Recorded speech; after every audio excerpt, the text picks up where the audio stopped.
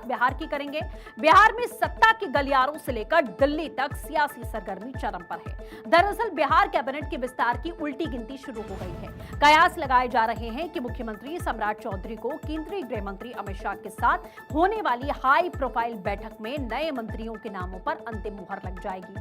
सम्राट चौधरी पिछले दिनों दिल्ली के दौरे पर हैं, आप देख ही रहे हैं, जहां उन्होंने रक्षा मंत्री राजनाथ सिंह, रेल मंत्री अश्विनी वैष्णव समेत कई दिग्गज नेताओं से मुलाकात करके विकसित बिहार के रोड मैप और राज्य के बुनियादी ढांचे पर विस्तार से विमर्श किया है। कैबिनेट विस्तार की इस कवायद के बीच में सम्राट चौधरी ने केंद्रीय मंत्रियों के अलावा गठबंधन के साथियों ललन सिंह, जितन राम मांझी, नित्यानंद राय से भी मुलाकात कर समीकरण साधने की कोशिश की है। दिल्ली में जहां सरकार के नए स्वरूप को अंतिम रूप दिया जा रहा है, वहीं पटना में मुख्यमंत्री नीतीश कुमार अपने भरोसेमंद साथियों के साथ भविष्य की रणनीति तैयार कर रहे हैं। राजनीतिक जानकारों का मानना है कि इस बार के मंत्रिमंडल विस्तार में जातीय समीकरणों के साथ साथ आगामी चुनावों को ध्यान में रखते हुए नए चेहरों को प्राथमिकता दी जा सकती है।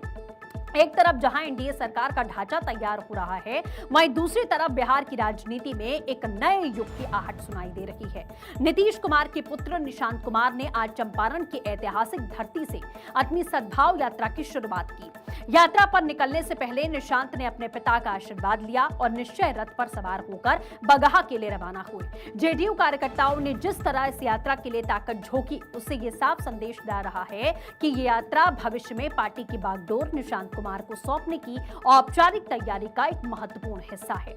निशांत कुमार की ये यात्रा चंपारण से शुरू होकर राज्य के विभिन्न हिस्सों तक जाएगी, जिसका उद्देश्य महात्मा गांधी के सत्याग्रह की राह पर चलते हुए जनता और पार्टी कार्यकर्ताओं से सीधा संवाद करना है। निशांत ने स्पष्ट किया कि वो अपने पिता द्वारा किए गए कार्यों को जन जन तक पहुंचाएंगे और कार्यकर्ताओं की सेवा करेंगे। गौरतलब है कि नीतीश कुमार ने भी अपनी अधिकांश यात्राओं की शुरुआत चंपारण से की है और अब उसी परंपरा को आगे बढ़ाकर निशांत ने सार्वजनिक जीवन में अपनी सक्रिय उपस्थिति को दर्ज कर दिया है। इस सद्भाव यात्रा को बिहार की राजनीति में एक बड़े उत्तराधिकार के संकेत के तौर पर देखा जा रहा है।